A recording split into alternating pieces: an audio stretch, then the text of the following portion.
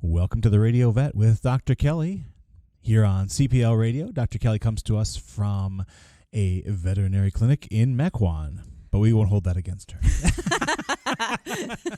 This is Cedarburg, after all. Well, you know, boundaries are there for a reason. So, how are things over there at the clinic this week? Everything going well? Yeah, everything's busy, kind of crazy, like it has been for a few months for various reasons, I guess. Yes, we've read about those reasons. I did see something yesterday that I've never seen before, and I hope I never see again. Frankly. Do tell. A young man who's not a client rushed over and got our attention because, you know, you have to like call. You can't just walk in. Our lobby's not open right now. Of course, yeah. And anyways, he arrived with a small wild bird stuck in a glue trap. Oh, no. I'd never seen a glue trap before. I didn't know these horrible things existed. Is that the kind of thing they put like in basements to get mice and stuff? Yeah, true. Yeah, totally. yeah. So this little bird was stuck depressing. in a glue trap, and it was, you know, still able to move a little bit. How did it all work out? Dare I ask? I very carefully pulled it from the really bizarre thick glue. Yeah. And then it's made to not escape from. Yeah, yeah. Like, well, the bird wasn't going to escape from it. There's no exit plan. And we put him in a warm bowl of Dawn dish soap with, soapy water, I should say. Yeah. And got off as much glue as we could. And then we gave the young man all of the numbers that we had for the closest wildlife rehab because the bird is, you know, lost half its feathers and it's not going to be able to fly. It can't be released right now. Sure. Yeah. Well, I guess that's a happy ending. Well, he was very grateful, but we're all kind of like, well, I hope he lives because I don't know. Did you bill him? No. Okay, good. No. What can you do? It was like, well, this is interesting. Let's see if we can pull this bird out of the glue and wash it. And knowing your computer billing system, is that probably an option? Like, right, yeah. You know, F12. Extricate wild bird from glue trap. Dawn dish soap bath. Wow, yeah, you you get the weird stuff. That's awesome. And then you bring it to us. I love that. And speaking of weird stuff, I heard a rumor that you got a real weird one for us today. Yeah, I thought we would talk about training cats. Oh, what fun. Because, you know, cats, they're smart. They can learn. Yes, well, they are smart, but are they willing? See, now, just about any animal can be trained. You need to find the right motivation. Okay. Yeah. You know, let's talk about cats for a second. I saw a wonderful cartoon yesterday, actually. Sarah Scribbles is the one. You probably have seen it on the interwebs. Very popular. And it's the girl, the lead character, is in heaven, and the whoever's running heaven, St. Gabriel or whatever, says, "Here's your dog," and she says, "Oh, thank you." And it's a cute dog, and the dog has little wings, and she has wings, and then she's like, "Oh, there's dogs everywhere," and she's like, "Wait a minute, where's my cat?" And then she looks around and says, "Where are all the cats?" And the next panel is like 18 cats holding hands, dancing the merry-go-round the rosy or whatever. Ring around the rosy. Yeah, ring around the rosy in hell. That's where all the cats went. And they're really happy about it, too. They're totally down with the whole hell thing. So that's funny. So I thought that was pretty good. But anyway, training them. Yeah. Question one, why would you want to? Well, most of the time the questions I get are about training cats not to do something that they're already doing. So it's more of a behavior rehab than new behavior. Deflection. Yes. Okay. Behavior correction, I should say. So, for example, some cats, some people have cats and yet don't want cats on counters. Yeah, when I finish laughing at them. Well, you have to either get rid of the cat or the counters then. One of the two has to go. No counters for you. Sorry. Well, it is natural for cats to want to be up high because even though they are predators, they are also prey themselves, being small. Right. And so they are instinctively, they just feel safer being up high and being able to look down and observe, because from a safe vantage point. I always thought they were trying to reinforce their superiority to us. That seemed to be my, look how high I've got the high ground, morally and otherwise. Look like it. They're good at making a face that makes it appear so. It's true.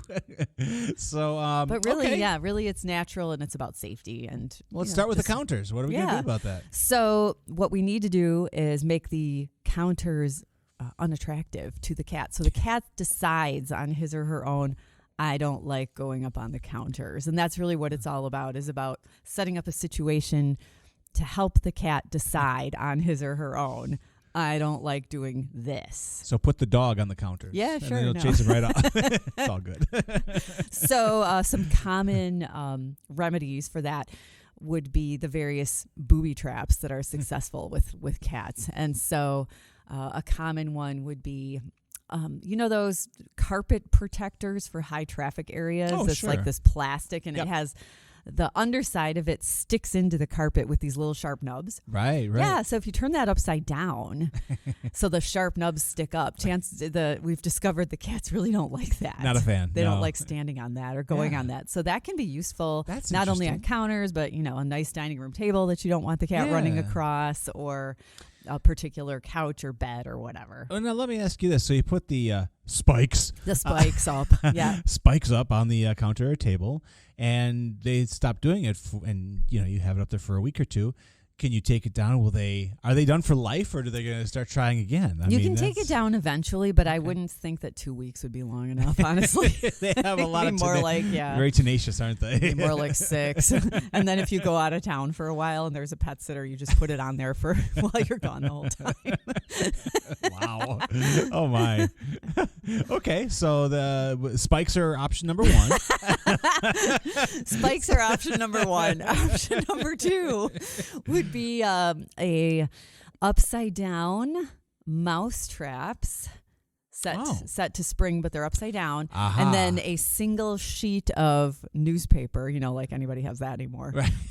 covering them so that when the cat does jump up there, they start setting off these traps. Oh, and, geez. the sound and the Yeah. little bit of motion and the snap scares them, and they decide that the counter is a very scary place. I believe the government calls this the nuclear option. Yeah. This is pretty hardcore. All right. Newspaper. Where do we go to get those? Of that Exactly. Yeah. Again? Maybe a sheet would work. I suppose. Yeah. Well, just an yeah. actual bed sheet. Okay. So that. What other little pieces of cat training or cat avert? We have to avert a behavior or divert behavior. So. Yeah, well, one important thing to know is that punishment fails. You can't punish a cat. You can't punish a They look cat. at you like you're crazy. What happens though with people who, for example, a common one is to squirt the cat when they're doing something that you don't want them to do. So you have a squirt bottle or even a squirt gun. Sure. And unfortunately, what the cat takes away from that is that they just don't like you. They don't in the first place. So to actually like you less is really intense. Yeah, so that turns to hate. Kind of just training the cat to maybe not do that when you're around, because you'll do this. As Yoda said. But they associate the punishment with you. Yeah. Yeah. Yoda said anger leads to hate and hate leads to the dark side. So we all know what happened to Anakin Skywalker with the squirt gun. So, Right, yeah. let's not even go there. Okay. So, yeah, you didn't get a cat to, by and large, most people don't get a cat to hate that. Like, I have this great new pet cat, but I can't wait till they hate me. That's just not right.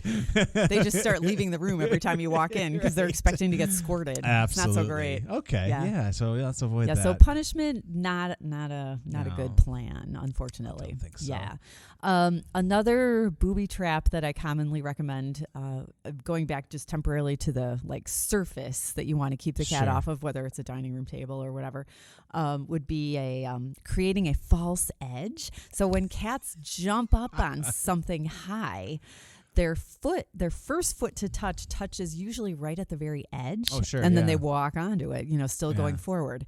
If you make a false edge, with, say, cardboard, something that Sure. is It's straight. bendy and and will absolutely. hang off and look like the real edge. Yeah. And then at the other end of the cardboard, in the, say, center of the counter, there's some empty aluminum cans with pennies or pebbles in them. Ooh, you're When me. the cat steps on that false edge, the whole contraption comes crashing to the ground It becomes slapstick. with the cat. Slapstick comedy. And that, a cat experiencing fear once in a particular situation is often enough to make them permanently not do something. Okay. Which is why, for example, we never put the litter box next to the washing machine, because when it clicks into spin cycle, if they're sitting in that box and all of a Right. sudden there's this giant thing knocking next to them, they may never use that litter box again. Oh, that's bad. So one episode of fear, can often be enough to train them that they really Jeez. should never do that again. Wow. Yeah. Okay. Man. They're complex, aren't they, those cats? Yeah, they're a little different. Psychologically Yeah. challenging. Interesting. We have about 2 minutes before we go to break. Any Okay. other hint we need for can mess with? I would say that, going back to the fact that cats want to go up on elevated surfaces, Yeah. it's also important to, see the other side of things and say, well, this cat needs somewhere that it can go. Sure. So sure. cat shelves, cat trees, Okay. those little, shelves that attach right to the window ledge so Yeah. they can look out at their favorite bird feeder. You're right about the fear factor because we have one of those, and it attaches with suction cups. Oh, One summer day, those are a time bomb. just this past summer, the darn thing let go, and she was on it, and Yeah. she hasn't gone on it since. Never will again. Never will again. We've ruined her on her cool, cute little cat shelf. Though Boy. if you simply make it, like a different material, like if it has some kind of bedding on it that you can change Okay. to something completely new and then maybe attach it in a different way, it'll be a whole new thing. All she sees are those failing suction cups.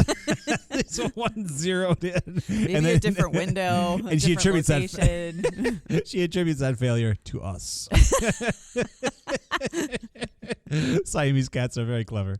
Well, we're going to go to break. When we come back, we're going to find more ways to engage and wow your cat. Yeah, don't kid yourself. We'll be back.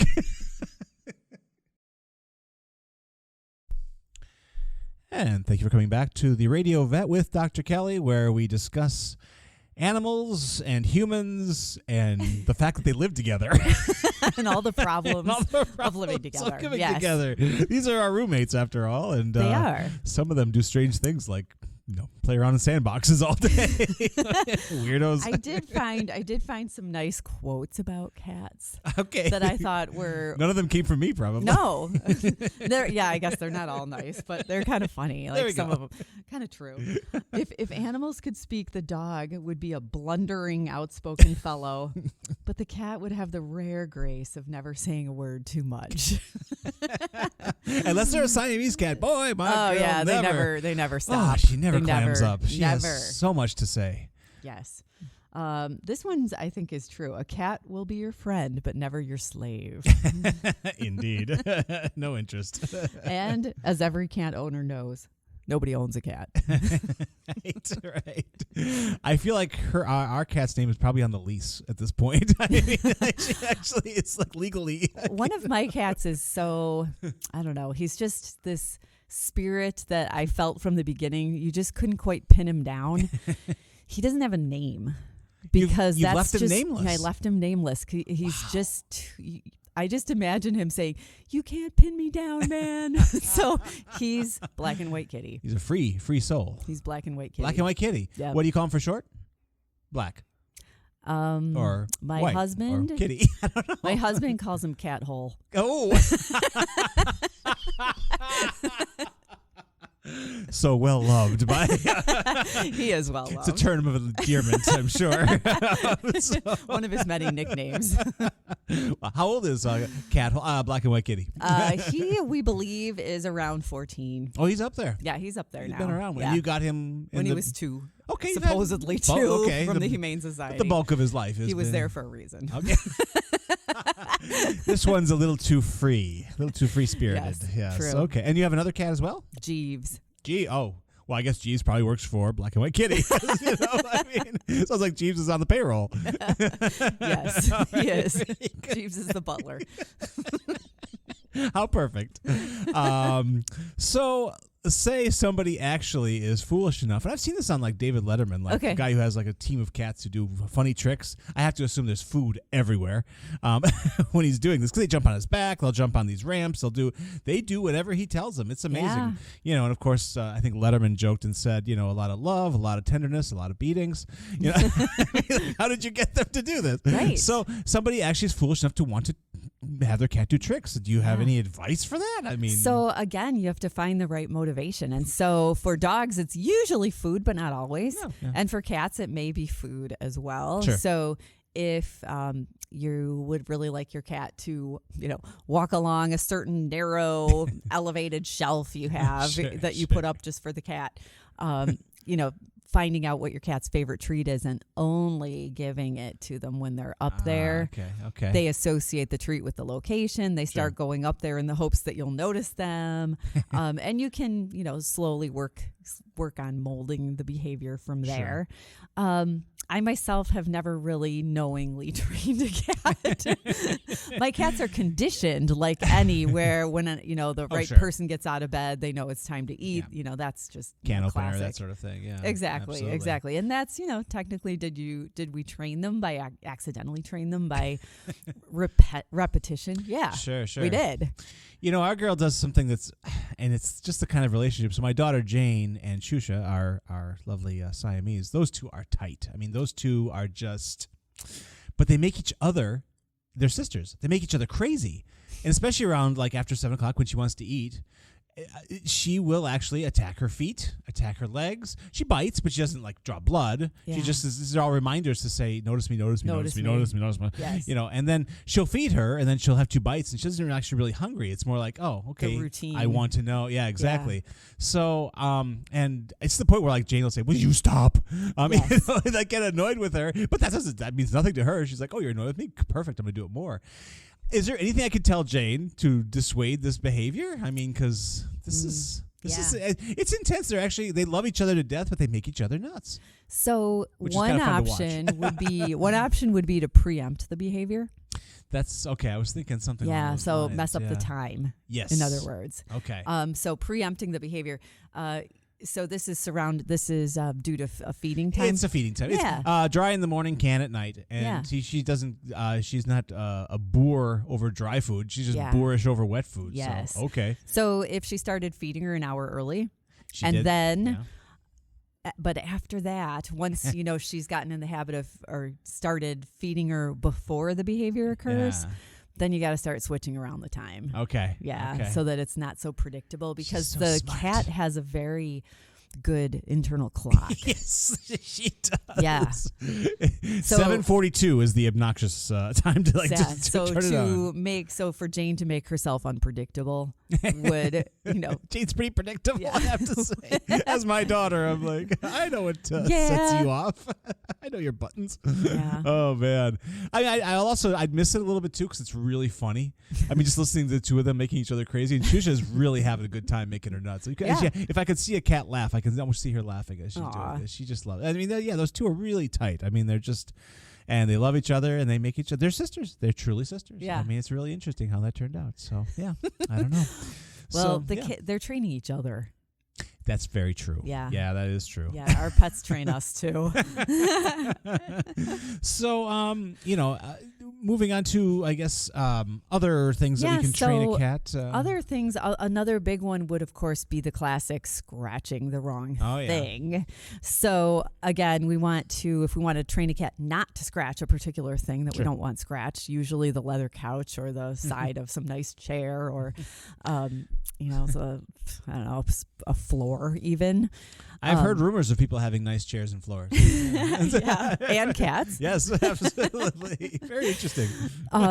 To remember, yes, it's a normal behavior, and the cat needs an appropriate outlet, and the outlet needs to be appropriately located and made of something attractive to scratch. So there's that. Sure. But then to dissuade them from scratching a surface that shouldn't be scratched, either, well, again, make the surface unattractive for scratching. Yeah. I think the easiest method is to use double-sided sticky tape, like random pieces that, scattered around the surface, because then it becomes completely inappropriate for scratching. What, are you trying to catch a wild bird? Yes. And if a wild bird gets in your home, you just might be able to catch who to call. Okay, so that don't like the sensation of that. Exactly. We talked on the show before, and it certainly seems to be true that they do like to scratch in front of you. They want you to know that they are, because our girl, again, if we sit down in the sunroom and that's where her scratchy things are, she immediately shows up to scratch in front of us and show us that she can. I'm like, oh, that's great scratching. we tell her, oh, that's fantastic. Good job. Oh, you just keep going there. Yeah. Very good. We can encourage. It's kind of weird. If you own a cat, you're already weird. But where they choose to scratch is usually somewhere they feel is pretty visible. Okay, They do want not necessarily the scratching, but the scratches to be noticeable. Look what I did. Yeah, this is the visible mark of territory. Oh, very good. Yeah, very good. So it's like it's kind of like a sign. Yeah. Or like your address almost. Like it should be visible to others who don't live there. Is Shusha's home. Exactly. Yeah. And Absolutely. I think I've said it before. If you walk into a barn that has wooden supports going all through it, the one closest to the main door is all scratched up by the resident cats because it's the most visible. Okay. And they know, where the main entrance is. Yeah. Since we're talking about cat behavior augmentation, Yes. Can you do anything about maybe when you have two cats, you have a cat and then you get a second one and they don't get along? So proper introduction is really important, and that has to be gradual because, cats take about 3 months to get used to any major life change. They're like me. Yeah. All right, good. So for the first week or so, you don't let them see each other. Right. One of the new cat goes into a room that is not a preferred resting, eating, playing place of the resident cat. Okay. And they just exist in the same home together. And they know, just from sounds and smells when the door gets open and closed. Okay. That there's another cat in there. So But we're not challenging them with actual direct sight or interaction for the first week or so. Okay. They get used to the idea that there's another cat present, that another cat exists. And I didn't think that could be possible. I thought I was the only cat in the world. Right. Some probably do. They totally do. The only one that matters anyway. And then you take the next step, which is exchanging resting bedding, material between them so they get used to each other's smell more directly. Okay. And, then you finally let them see each other either with a baby gate or maybe even 2 stacked baby gates. Okay, right. Between them, right? Because they can jump right over that. Exactly. Or have the new cat in a carrier with something in it that they can hide behind. Absolutely. And, open the door and see if the other cat wants to come in and walk around, in their territory and look at the other cat. But it is normal, even for 2 cats who are going to get along, it is normal for them to look at each other, see each other for the first time, hiss and run the other way. That's a normal hello between strange cats. Doesn't surprise me at all. Have you ever had a situation, I'm sure people call you with this sort of problem, have you had a situation where they just, because obviously first impressions clearly are everything, where they just can't make it work? Yes. Oh, man. There are some cats out there who must be the only cat in a home and will only be happy being the only cat in a home. It's kind of sad. It is. It's sad from our point of view, but from theirs, not at all. From theirs, not at all. And cats enjoy being the only cat. Yeah. Even when they've lived with other cats. Yeah. When when they gradually one by one pass away and there's one left, even though they might, you might think they're lonely, at the same time they enjoy. They don't miss suddenly not having to share. They love having everything be theirs. Yeah. They know how to make the best of it. Yep. We've threatened more than once, I think, because there were options where someone says, oh, I can't find a home for this kitty, and you guys are obviously animal people. I'm like, I don't have this conversation at all. It's, and they were tempted. And I told Jane, I said, the Siamese we have here, she doesn't seem like doesn't have a sharing type personality. If you ask me, she doesn't seem like she would want to share, not just food, litter box, etc. Would want to share you. I mean, that's the thing. She has claimed Jane as her own. Yes. Like we used to have 5 kids. Now I got 4. Jane's now owned by the Siamese cat. I mean, Jane's 2 years out of college and she's already making plans like, where do I live that Shusha and I can live together. Right. I mean, that's going to be your college roommate. Yeah. Hopefully, okay. Throwing a few less keggers, I guess, because Shusha's not into beer. But I mean, I don't know how that goes. It is interesting that she does not seem to have a sharing personality. So I wouldn't even try. I wouldn't even. I think that would be folly for all involved. Yeah. So interesting. Quite all possibly. Right. Yes.